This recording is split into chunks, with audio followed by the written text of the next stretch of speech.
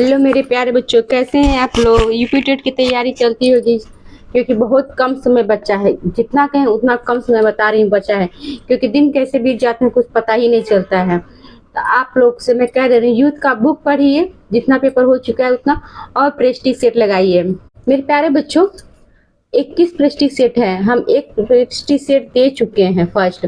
अब मैं सेकेंड देने जा रही हूँ। 2022 का मैं पढ़ा चुकी हूँ, अब 2020 का मैं पढ़ाऊंगी आप लोग को इसी बुक से। अब हम लोग जा रहे हैं 2020 का पेपर करने। कुछ पूछना है तो कमेंट करके पूछ लीजिए, क्वेश्चन आंसर ही करेंगे केवल 1 से लेकर 5 तक।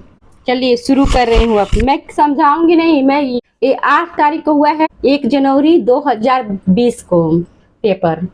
तो मैं ज्यादा समय नहीं लूंगी, बस मैं क्वेश्चन आंसर करूंगी। बाल विकास सब्जेक्ट। पहला क्वेश्चन है, देखिए इसमें सूची 1 सूची 2 को दोनों मिलान करनी है, तो इसमें कौन सा सही है। इसमें सी सही है। 3 देखिए 3 में है ए, एनिमल इंटेलिजेंस, तो इसका है। तीसरा में है थायरॉइड, तो थायरॉइड सही है। अब आप लोग देखिए चौथा में है बी, पूर्ण बलन की अनुसूची में है चौथा स्किनर। एक है गेस्टाल्ट, सी का सार्वत्रिकता का नियम।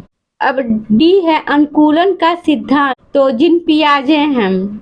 आगे दूसरा कुछ, विकास कभी न समाप्त होने वाली प्रक्रिया, यह कथन विकास के किस सिद्धांत से संबंधित है। तो किस सिद्धांत से संबंधित है। तीसरा सही है, तो निरंतरता का सिद्धांत सही है बी। आगे है तीसरा, संविधान के किस संशोधन से शिक्षा एक मौलिक अधिकार बन गई है। तो मौलिक अधिकार बन गई है। तीसरे का है दूसरा सही, 86वें संशोधन।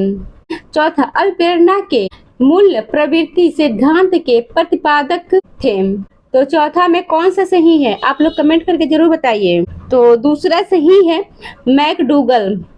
आगे पांचवा, विकास की किस अवस्था को कोल तथा ब्रूस ने संवेगात्मक विकास का अनोखा काल कहा है। तो अनोखा काल किसको कहा है। तो ये सही है बाल्यावस्था को। छठा है, किसने वह बुद्धि का प्रत्यय दिया। तो इसका कौन सा सही है छठा में। तीसरा सही है गार्डनर। सातवां, डिस्लेक्सिया में यह करने में कठिनाई होती है। सातवां में दूसरा सही है पढ़ने एवं वर्तनी में। तो पढ़ने आ जाए, पढ़ने या वर्तनी आ जाए तो दोनों सही है। आगे आठवां, निम्न में से क्या समावेशी कक्षा में शिक्षक की भूमिका नहीं है। मेरे प्यारे बच्चों, नहीं जहाँ आ जाए वहाँ पे लाइन खींच दीजिएगा, ऐसे तो नजर में रहे, क्योंकि नहीं की जगह हाय पढ़ के लगा देते हैं लोग सही क्वेश्चन, उसके लिए गलत हो जाता है। तो बाद में देखते हैं कि हाँ हमारा क्वेश्चन नहीं पूछा था, आता हुआ क्वेश्चन गलत हो जाता है। तो आठवां में है एक सही है, शिक्षक को निसंकट बच्चों पर ध्यान नहीं देना चाहिए। नौवां, कक्षा में छात्रों को प्रश्न पूछने के लिए क्या करना चाहिए।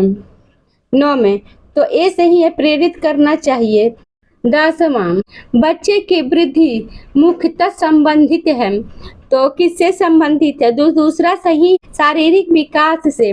11, निम्न में से किस सिद्धांत को पुनर्बलन का सिद्धांत भी कहते हैं।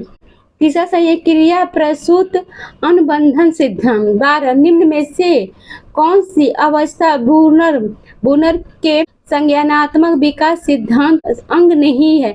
इसमें भी नहीं देखना है आप लोग को। दूसरा सही है अंतः प्रज्ञ अवस्था। 13, मॉरिसन ने बौद्ध स्तर के शिक्षा प्रतिमान में 5 पदों का वर्णन किया है, वे हैं कौन से हैं इसमें। तो 13 में एक सही है, तो क्रमवाइज लगाइए आप लोग। तो दूसरा खोज करेंगे, फिर प्रस्तुतिकरण करेंगे और आत्मीकरण करेंगे, और तीसरा है संगठन व्यवस्था, और पांचवा है लास्ट में, पांचवा ही लास्ट है, वाचन अभिव्यक्तिकरण है। 14 है, निम्न में से कौन सा संज्ञानात्मक क्षेत्र के संबंधित नहीं है। तो 14 में 2 सही, अनुमूल्यन सही है। 15 निम्न में से कौन सा अधिगम का वक्र नहीं है, इसमें नहीं देखना है आप लोगों को। तो चौथा सही है लंबवत।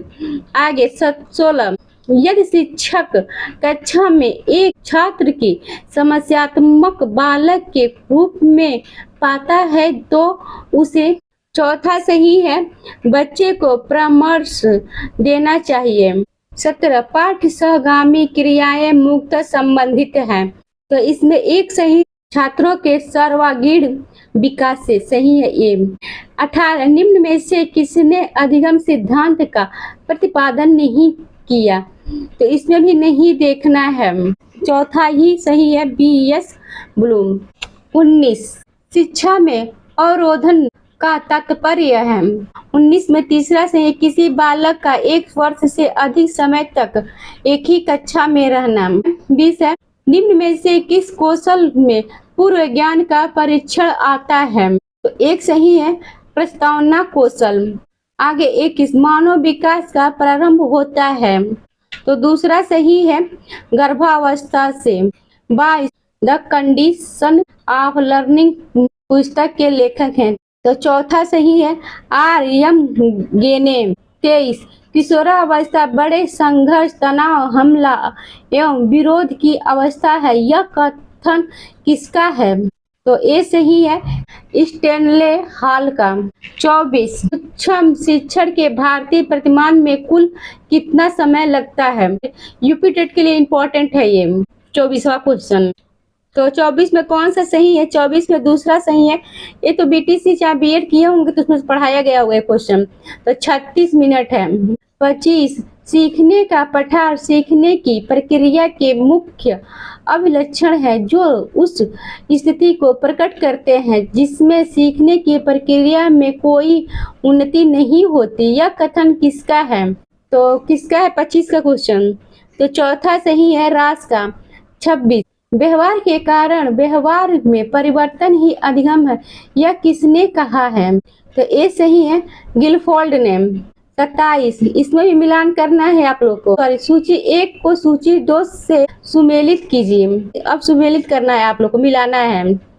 तो 27 में कौन सा सही है, तो 27 में 2 सही है। ब्रूनर है संप्रत्यय उपलब्धि शिक्षण प्रतिमान, चौथा है। और बी में है तीसरा, तो आशुबेन है अग्रिम संगठक शिक्षण प्रतिमान, और सी में है एक बुनियादी शिक्षा प्रतिमान, और डी में है गार्डनर, तो गार्डनर है साइनेटिकस शिक्षक प्रतिमान, तो दूसरा है। आगे 28 समस्या समाधान का प्रथम चरण है, ये सही है समस्या की पहचान। 29 बालकों का अधिगम सर्वाधिक प्रभावशाली होगा जब, तो 29 में एक सही है बालकों के संज्ञानात्मक भावनात्मक तथा मनोगत्यात्मक पक्षों का विकास होगा। मेरे प्यारे बच्चों लास्ट क्वेश्चन है, लाइक और सब्सक्राइब कर दीजिए मेरे प्यारे बच्चों, मेरा भी मनोबल बढ़ाइए और आगे बढ़ाई सपोर्ट कीजिए मेरे प्यारे बच्चों। और कुछ पूछना है तो पूछ लीजिए और कमेंट करके बता दीजिए। 30 है स्मृति स्तर एवं बोध स्तर के शिक्षा प्रतिमान की संरचना में कौन सा सोपान उभयनिष्ठ है, तो चौथा सही है प्रस्तुतिकरण।